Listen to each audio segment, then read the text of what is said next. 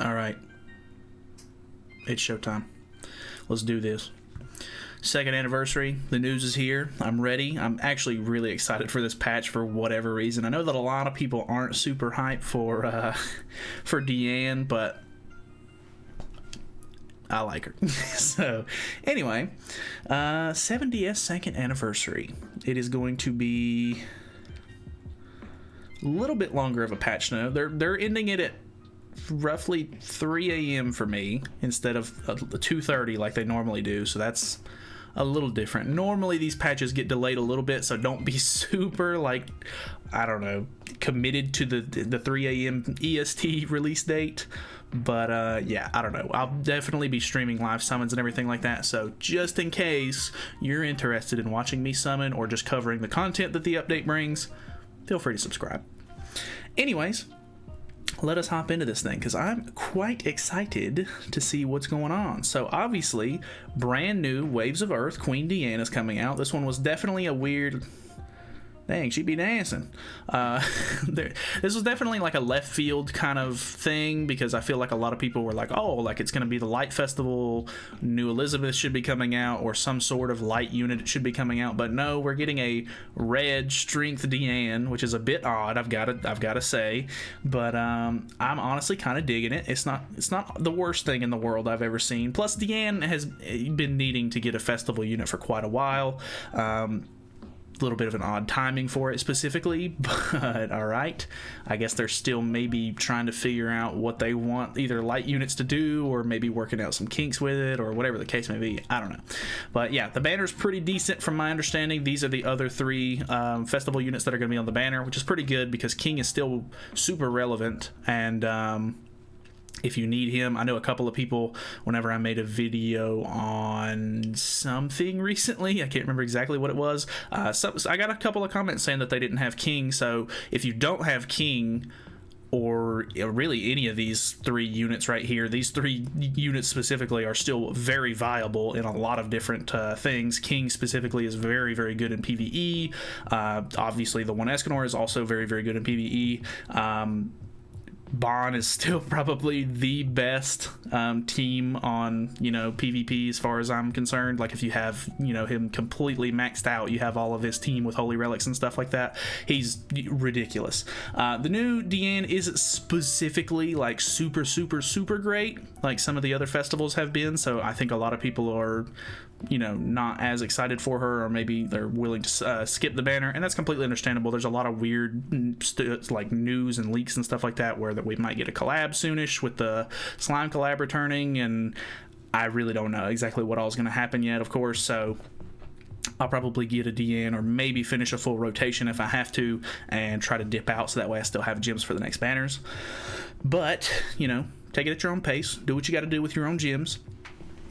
New content. The next story chapters are coming out. Honestly, I've seen a lot of people on JP play the new story stuff, and the new stuff with Estarossa in the next chapter is going to be pretty cool. There's even like a new Tarmiel unit that we sort of kind of get to see a little bit, which is cool. I think a lot of people are expecting us to get a variant of Tarmiel at some point in the future because Sariel just got a new unit relatively soonish, or relatively recently. We're also getting player rank 100, which is super cool. It's not super cool, but I don't know. I always enjoy grinding out new player rank when we get it for whatever reason. So we're going to get 5 more stamina at level 100 and 5 more friend slots, which is nice. There's obviously some achievements that you get along with it as well.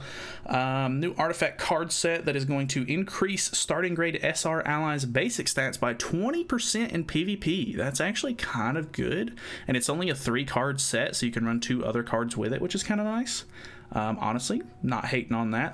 That's kind of interesting if you're looking to maybe use some SR grade heroes. I know that every once in a while some of the PvP rules incentivize using like SR characters or rare characters, and that could be really nice to have that card set along with the PvP rule whenever they maybe redo that one at some point. Diane is going to get, of course, 3 new costumes because she's a brand new unit. So, unfortunately, you gotta buy more Diane costumes if you're really on top of your Dianes, I guess. But I really like a lot of these costumes. Actually, I honestly don't hate any of these costumes, and normally it's I normally only like one costume whenever they drop 3 costumes, and then the other 2 I'm kind of like meh about. But honestly, I don't hate any of these. I think that they did a really good job with these. So yeah, I'll probably grab those because I normally try to boost all of my festival units. 4 new Holy Relics. So if I'm not mistaken, I don't think that these units use I think they still use wind sources, if I'm not mistaken, like the bird token. I'm not positive on that. I think they still use the bird token, but I think the rest of the materials are deer materials. I could be wrong on that. I think they maybe use the deer materials. I know everybody has been saying that they use some of the deer materials, but I'm not sure if it's the wind source or the other thing. Instead of me just saying I think that they use that, if you're a JP player, clarify that for me if you would, please. If not, I'll just check it out whenever the update drops. But yeah, I'm interested to see if you actually have to grind out the deer for this, because the deer is at the moment much harder than the bird because we don't have good units for it yet. So not that any of these characters are really all that interesting enough to like actually get the Holy Relic for at the moment, but I've been seeing some of the JP players use them here and there, and they're okay maybe if you want to like gimmick a little bit, but I'm not going to go for any of these anytime soon. Regular Skinny King increases damage dealt by 80% when attacking enemies who are debuffed. That sounds good on paper, but from what I've seen, the performance of it is pretty lackluster. Fat King increases all of the heroes' stats by 3% for every debuff effect on the enemy. Limit of 10 debuffs. I mean, it just isn't really going to be all that great in like actual like matches. Like if you're playing against a real player, I guarantee you get snuffed going against somebody, or like having to use Red King on your team, or whichever of these kings you want to try to use. I mean, you might be able to get a win if there's some misplays and stuff, but if you're going against a real player who actually knows what they're doing, I highly doubt you get wins with this. But hey, prove me wrong. Helbram increases fairy allies basic stats by 20%. This only really seems good enough to boost the new like festival Chad King, but I don't know, man. The fact that it boosts fairy allies and there's really not a whole lot of fairies in the game at the moment, it's just not great at the moment. Has potential for the future though. And then Gerard depletes 2 orbs from the ultimate move gauge of all enemies at the end of the turn when the hero defeats an enemy, which is kind of similar to Athena. Like her Athena is just regular passive, so that's interesting. But I don't think that that's going to be super useful in a whole lot of stuff. Like I don't know that a whole lot of like PvE content you would really need this for, because most of the time PvE content's a little bit easier to deal with, and you don't really need to deplete ultimate move gauge orbs, especially from defeating an enemy, I guess. And then it doesn't say that it's locked from PvP, so I guess you could try to use this in PvP, but Gerard is not a good character, so probably not worth doing. They are going to do the festival coin shop stuff, so if you have 3 of any festival coin, you can trade them for other festival characters. It doesn't look like you're going to be able to trade for the new festival king, which is a little bit unfortunate, but the newest character that you can get is Festival Gother if you need him, which isn't awful. I still, honestly, I would really like to max out Bond, because my Bond is either 3/6 or 4/6. And I would love to get him 6/6 to get Rupture, so that would probably be the only one out of this lineup that I particularly need.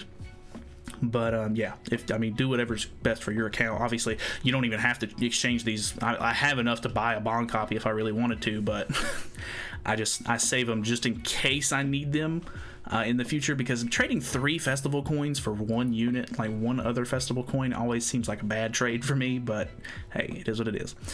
So, new Hawk Pass is going to be coming. I kind of predicted that they would probably do this because we're a little bit behind on Hawk Passes as far as global goes. JP ends up getting a Hawk Pass, and we're still sort of messing with the old one a little bit. They need to like wait a little bit on JP before they introduce another one, so that way we can finally like sync back up as far as like Hawk Passes coming out on the same update goes. But yeah, we are going to be getting a new Hawk Pass. It's going to have the new green Sariel cosmetics in it, which is nice because I'll be able to grab the rest of the ones that I need to get all the cosmetics that I should have for green Sariel. so that's great. If you need them, you know, grab them with the Hawk Pass points if you have them.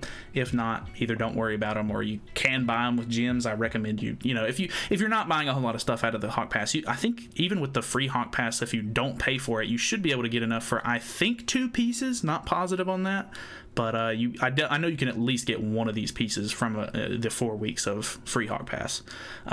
Regular stuff, seasonal stuff. It looks like maybe they're adding the free cosmetics that they ended up giving out for Thonar at some point. Or they gave those out whenever she first came out. I think they were locked behind an event or something like that. So if you missed out on that, you can go get those, I guess, if you need them. Normal sort of Hawk Pass rewards, no reason to look at that. Consecutive purchase bonus, we already know. If you buy diamonds after the update comes out, you will get tickets with your diamond bundles. Like, these are the regular, like, purchase diamonds from the shop sort of bundles.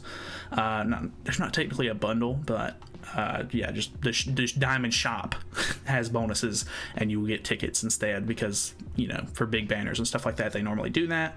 Actually, not even for big banners, for mainly any banner, they'll give out tickets for it. New bundles, of course. Second anniversary bundles are going to be coming out. Hopefully these are actually a halfway decent value, because I'm not ashamed to spend a little bit of money if I can get a little bit ahead of the curve and save up some stuff for maybe the next couple of banners. Because if these are halfway decent value, which I guarantee they probably are not going to be, but who knows, it is the second anniversary, it could be halfway decent. I might try to grab one of these or something like that, even if it's just, you know, the 150 diamonds, as long as this isn't like a normal $80 bundle, which I assume it's going to be, and this is maybe a halfway decent bundle. It's probably going to be like $40 or $50 or something like that. I don't know. Looks like there's a couple of equipment bundles. If I'm not mistaken, I think I seen Nagato tweet out or something like that with a picture of these, the SSR bundle.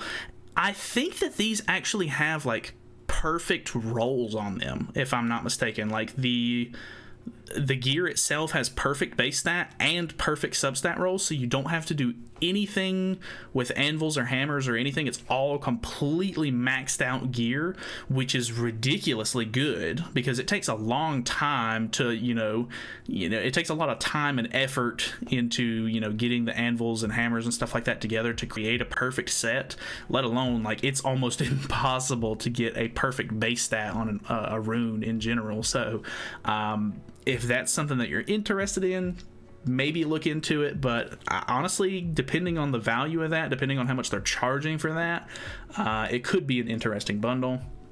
The lucky bags are coming back as well. I know a lot of people were actually pretty interested in the lucky bags when they originally came out not too long ago. I wasn't super in love with those, but I don't know, they're okay value.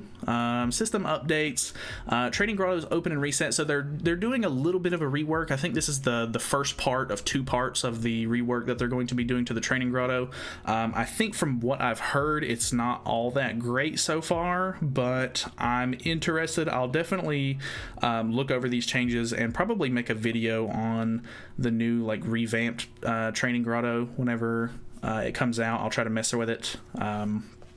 It should, well, I guess it'll technically reset on, I don't know, will it update, or will it reset on the update, or will it have to wait until next Monday to reset? I'm assuming next Monday, which is unfortunate because I just did Trading Grotto like yesterday or the day before, so I'll have to wait a little bit longer, which is kind of dumb, but I don't know, I'll have to see.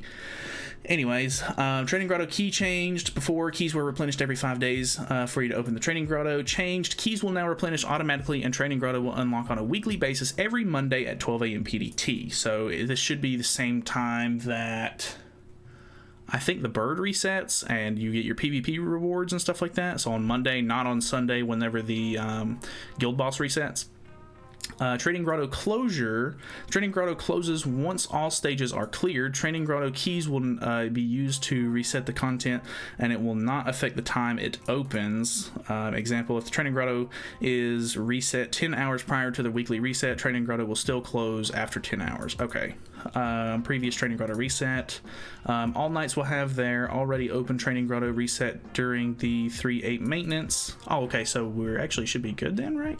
Trading Grotto that was reset after the 3-8 maintenance will be accessible until 3:13 on Sunday, so that's good, and then closes at 12 a.m. on Monday. So then it would reset, right? So it should be open for us after the update, I guess. Like, it'll reset for us and it'll be open, right? I think that's what that's saying. Note, to ensure that your connection safety, blah, blah, blah, blah, blah, blah. Okay, cool. Training Grotto UI changes, so this is what it's going to technically look like, which is kind of nice because I don't know, you had to run through the Training Grotto and like walk up to the crystals and stuff like that, and it just kind of wasted a little bit of time. Not that it was like really all that bad, but I don't know, cutting down on stuff like that is kind of nice sometimes. The Training Grotto's and entrance UI will be renewed to choose Goddess Amber stages and check the current progress of the Illusion Amber. Illusion Amber's open conditions, and Illusion Amber will appear once you clear 3 Goddess Ambers, regardless of the cleared Amber's difficulty level. Goddess Amber level 4 and monster changes. Level 4 Goddess Ambers will be added to the Training Grotto. The monsters on each Amber attribute will change. Training Grotto's dex save support, so now even if you like open your account on a different thing or just like a different device or anything like that, it should keep your Training Grotto like, you know, character or like teams and stuff like that set, which is really nice because that does kind of annoy me sometimes. Obviously a lot of people don't run into that issue, but I've ran into it a couple of times and it was very annoying. Improve the hero and organize function, so now you can do it by affinity, which is actually kind of cool. You can do it by affinity, unique,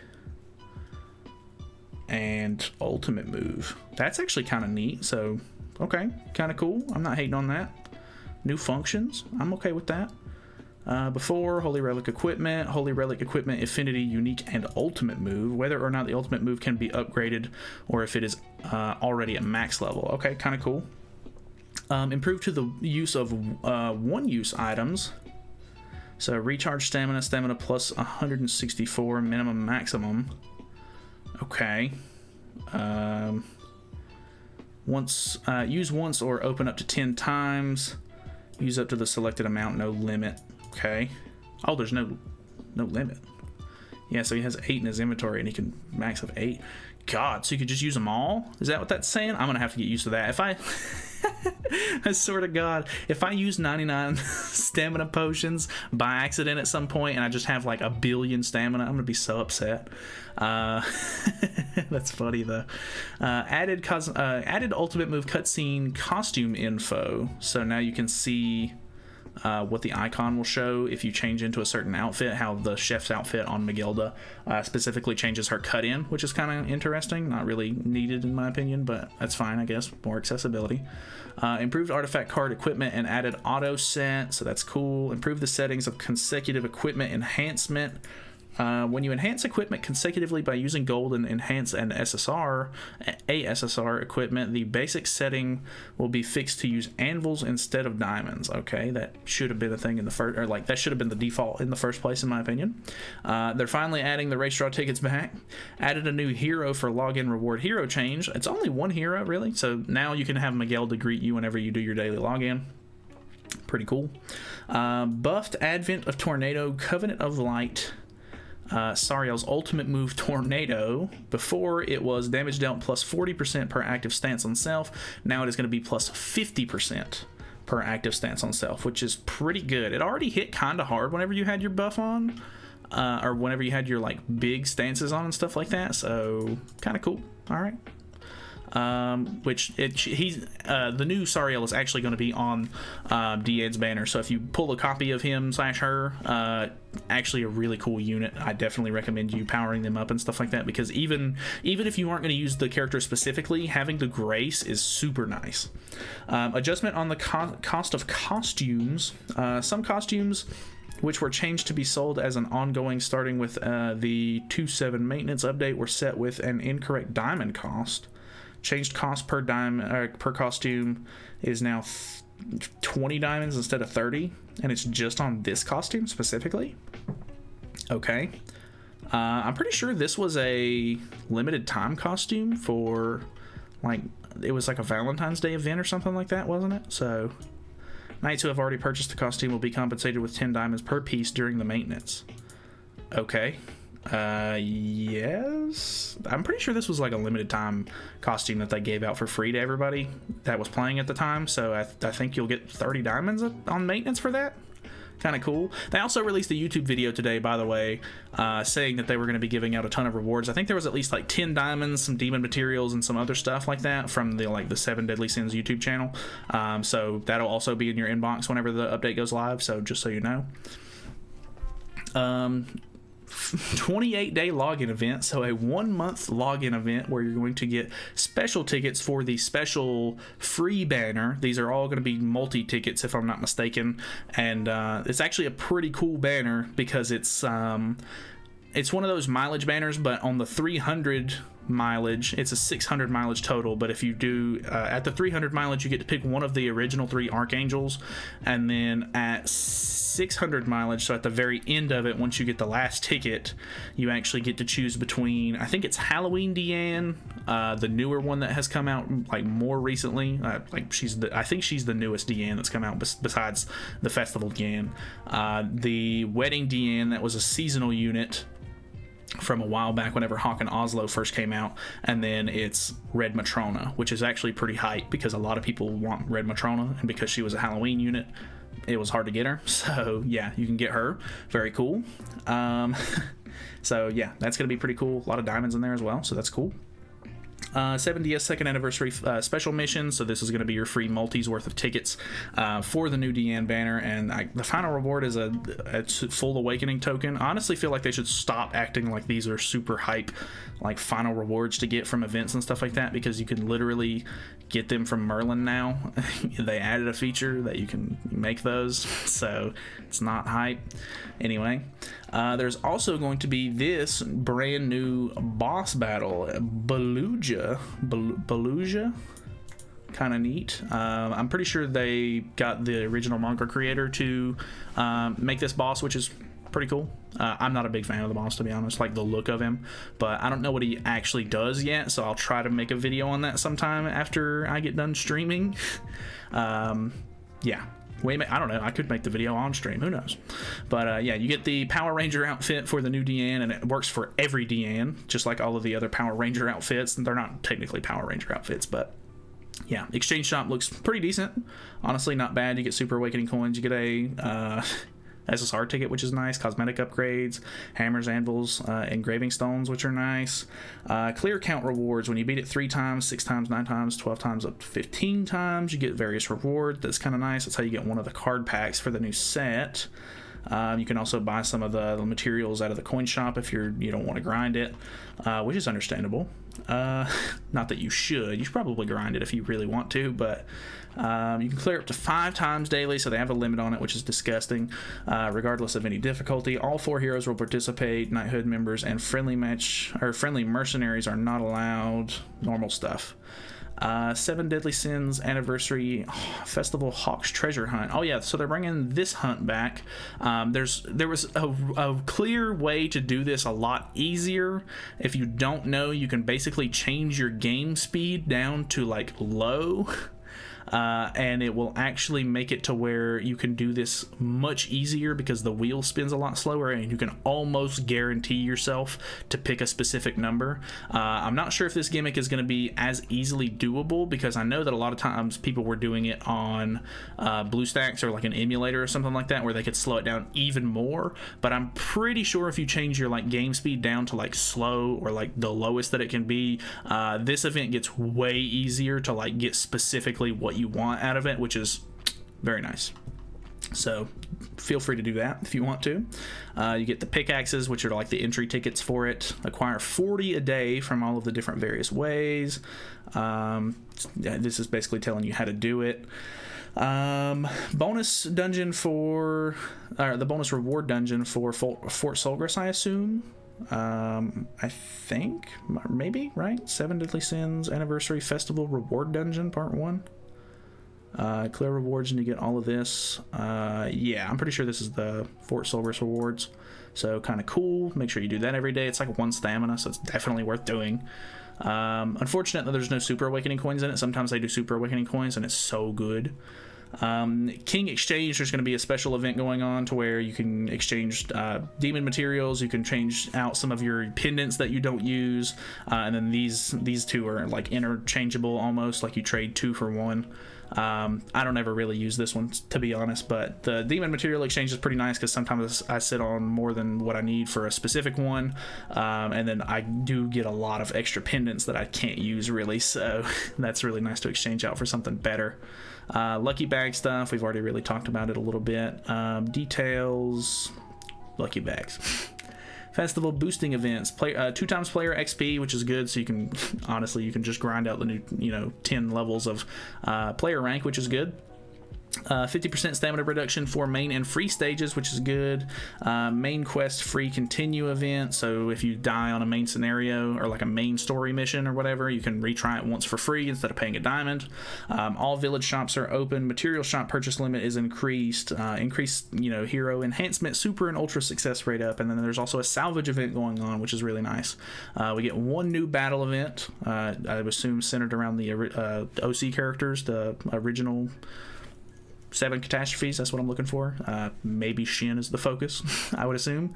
And then it looks like all of the Valentine's Day stuff is going to be ending. So quite a hefty patch note.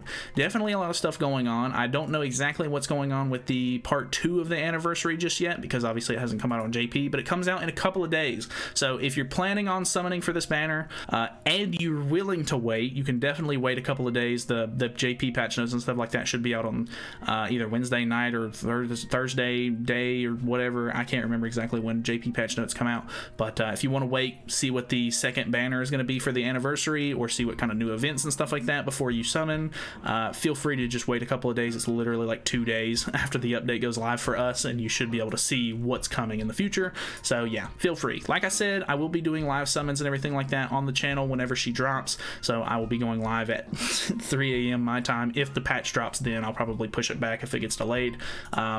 But yeah, should be a lot of fun. We'll be doing live summons. I'll probably try to mess around with her a little bit in PvP, maybe mess around with the bird or the deer or whatever. But yeah, that's normally what we end up doing. So feel free to subscribe so that way you get notified, whenever I go live. But other than that, that's pretty much all I have for you. I know this was a very lengthy patch note, but then again, it's the 2nd anniversary patch note, so I was expecting it to be a little lengthy. So thank you guys so much for watching. Hopefully you guys enjoyed the video. Feel free to subscribe if you have not already, and I will see you guys in the next one. See you then.